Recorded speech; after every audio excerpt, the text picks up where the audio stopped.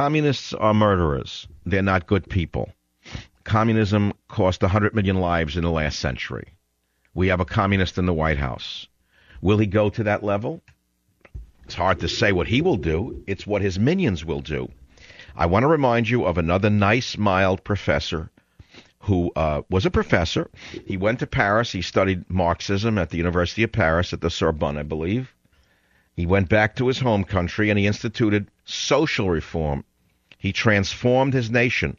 He did not like the mild capitalism that he saw in his homeland because he felt it was unfair, and he wanted the rich to pay a little bit more. He wanted the bourgeoisie to pay their fair share. That's how it started. It ended up with a mountain of skulls. His name, Pol Pot. The country, Cambodia. It is a true story. Watch out where the rhetoric starts. It always ends up with a mountain of skulls. It doesn't matter whether Obama himself is a murderer. What matters is where his rhetoric can take this nation. When he starts in with the class warfare, when he starts in with tax the rich, when he starts in with it's only fair, all you got to do is look back in history and don't look for Hitler. Look back to Pol Pot in Cambodia. That is the closest fit that I can find. And many people don't understand how close Obama is emotionally and intellectually to Pol Pot.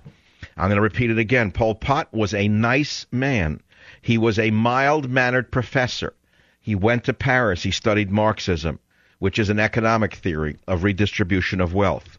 He came back to Cambodia, and he said that we need to make it a more fair, equitable system.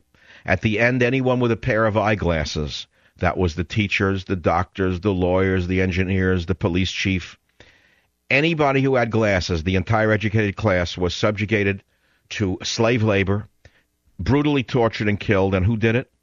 Do you know who did the killing? You know who did the torturing? It were 14 and 15-year-old animals who wore red scarves, and they were called Khmer Rouge.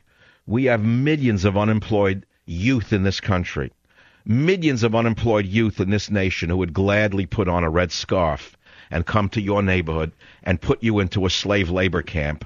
All they need is the right person in the White House to organize them. Be very careful indeed with your call for the redistribution of wealth and fairness. It always ends up with a mountain of skulls.